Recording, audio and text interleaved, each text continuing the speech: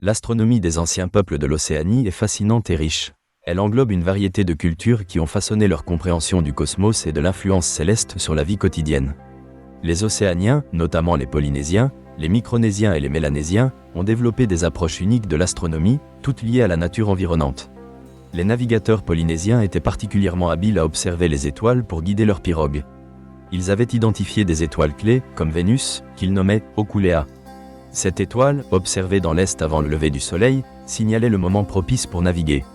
Ils utilisaient également les constellations pour déterminer les saisons favorables aux expéditions maritimes, à la pêche et à l'agriculture.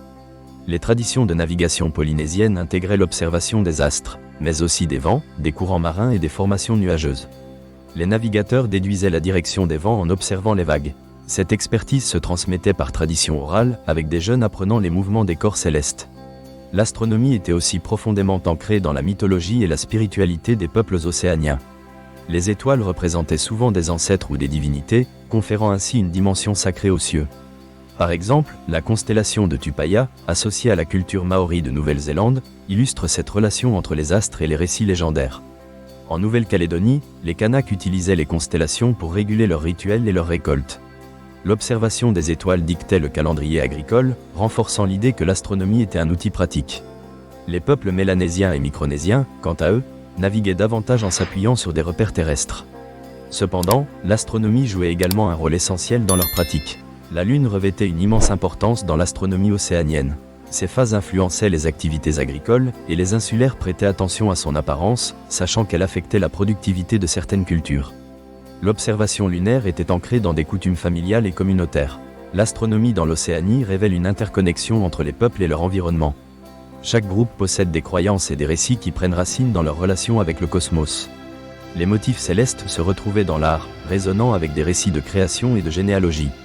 L'influence de l'astronomie sur la vie quotidienne se manifeste également dans l'architecture.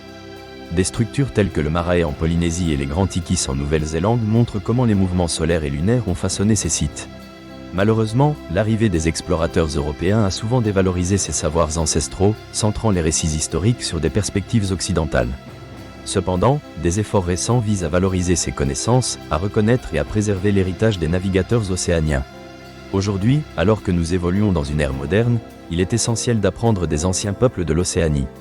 Leur compréhension profonde du cosmos, associée à celle de la Terre et de ses ressources, offre une perspective durable sur notre relation avec la nature. En conclusion, l'astronomie des anciens peuples de l'Océanie démontre comment ils ont construit un savoir scientifique étroitement lié à leur culture, leur mythologie et une appréhension pratique du monde. Ces savoirs, véritables trésors, méritent d'être explorés et respectés.